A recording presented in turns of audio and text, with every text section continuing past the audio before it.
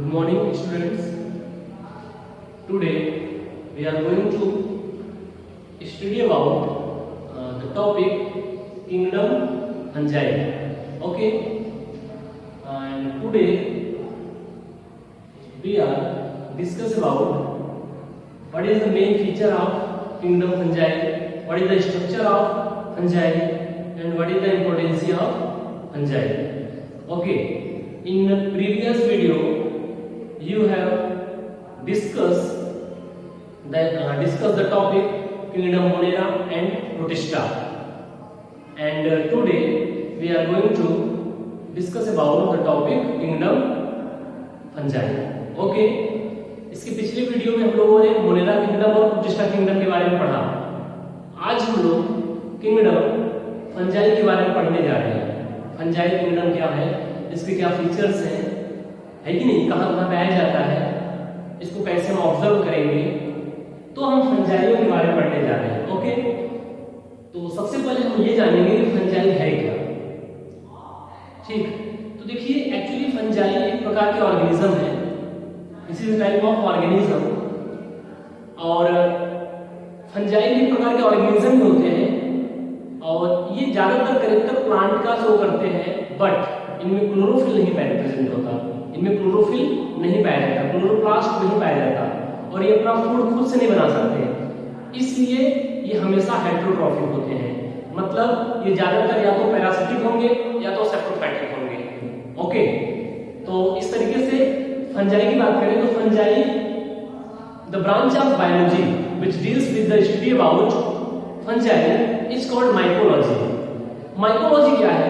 Mycology एक biology का branch है, उसमें आपको सिर्फ फंजाइयों के बारे में अध्ययन करना होता है।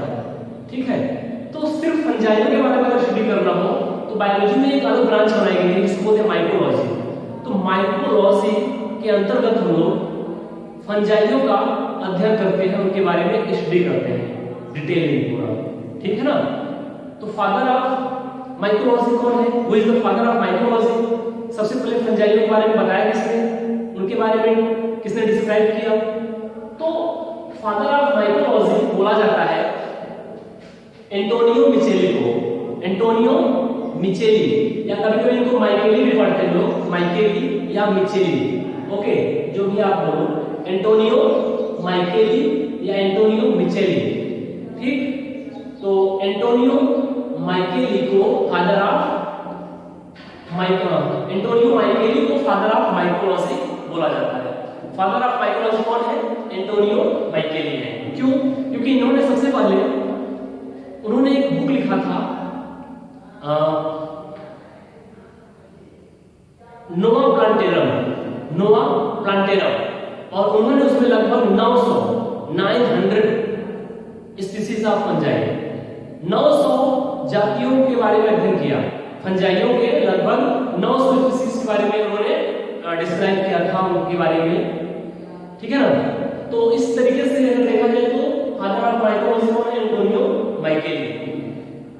बात करें हम इंडियन, बात करें अगर तो हमारे इंडियन फादर कौन है? Father of Indian mycology, father of Indian mycology वो है आपके E J Butler. E J Butler, E J Butler is called father of Indian mycology. ठीक है ना, और बटलर ने जो है भारत में अगर फंजाई के बारे में अध्ययन करने का प्रयास किया गया तो सबसे पहले कौन थे? ईजे बटलर थे। उन्होंने पूरा कह सकते हैं कि डीपली जाकर के उनके बारे में डिस्क्रिप्शन दिया, अपना उनके बारे में डिस्क्राइब किया ईजे बटलर ने। और ईजे बटलर जो है उन्होंने ये भी बताया कि फंजाइयों का एनिमल या प्लांट की बॉडी पर क्या प्रभाव पड़ता है। कुछ ऐसे भी फंजाई होते हैं जो पैरासिटिक होते हैं, वो एनिमल या प्लांट्स की बॉडी पर डिपेंड होते हैं फूड के लिए और सेंटर के लिए, और डिजीज भी कॉज करते हैं।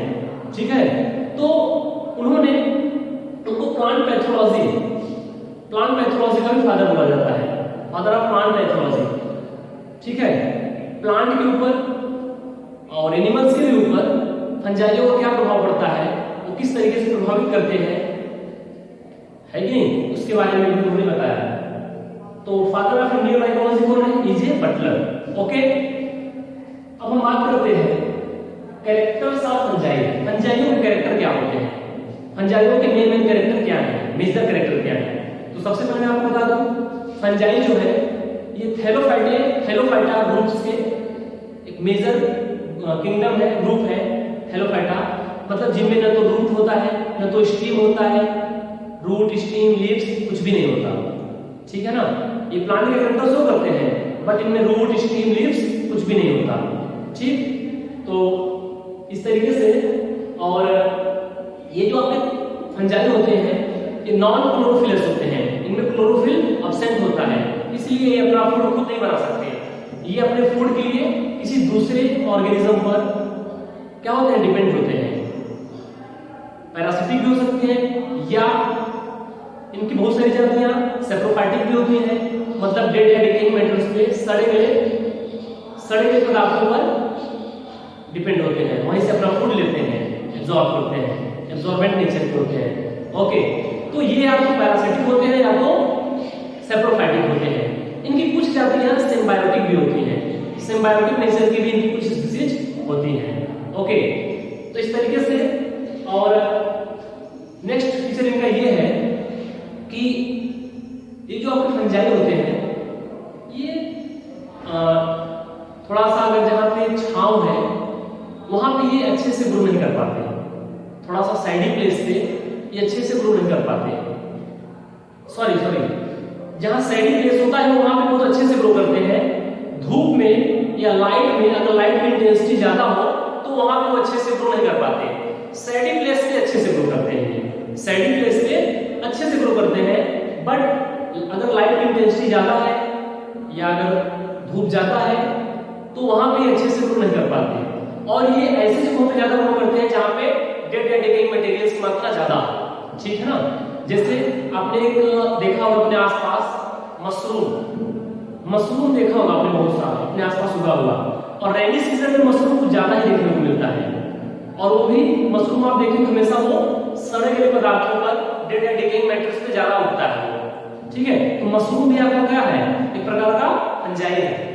ओके, नेक्स्ट फीचर की बात करते हैं। तो फंजाई जो होते हैं ये मोस्टली मल्टी सेलुलर होते हैं, ज्यादातर ये मल्टी सेलुलर है, fungi are mostly multi cellular in nature, ये ज्यादातर मल्टी सेलुलर होते हैं, but some species of fungi are unicellular, लेकिन इनकी कुछ जातियां जो है यूनिसेलुलर भी होती हैं।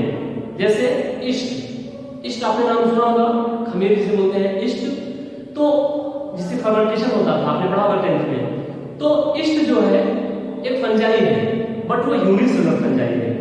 ओके, तो कहने का मतलब कि ज्यादातर इनकी जातियां मल्टीसेलुलर होती हैं, बट कुछ जातियां some species are unicellular in nature. Okay, तो ये इनका नेक्स्ट फीचर हुआ। अगला फीचर की बात करें, नेक्स्ट फीचर की बात करें, नेक्स्ट कैरेक्टर की बात करें, तो इनका जो सेल होता है, इनके सेल के बाहर सेल वॉल प्रेजेंट होता है, सेल वॉल इनमें पाया जाता है, but their cell wall is made up of chitin not cellulose. इनका जो सेल वॉल होता है वो काइटिन का बना होता है, सेलुलोज का नहीं बना होता, काइटिन का बना होता है, ठीक है।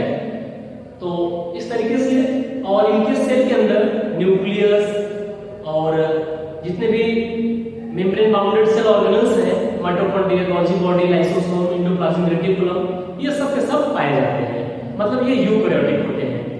Fungi are eukaryotic in nature, ये यूकैरियोटिक होते हैं, न्यूक्लियस वगैरह सब डेवलप होता है, और बाकी जो सेल ऑर्गेनल्स हैं वो सब भी प्रेजेंट होते हैं। हाँ, बस इनमें जो है क्लोरोप्लास्ट सेल ऑर्गेनल्स नहीं पाया जाता, क्लोरोप्लास्ट इनमें एब्सेंट होता है, इसलिए अपना फूड खुद से नहीं बना सकते। ओके, और ये ज्यादातर और इसलिए ग्रीन कलर के भी नहीं होते। ओके, तो ये नेक्स्ट फीचर हुआ।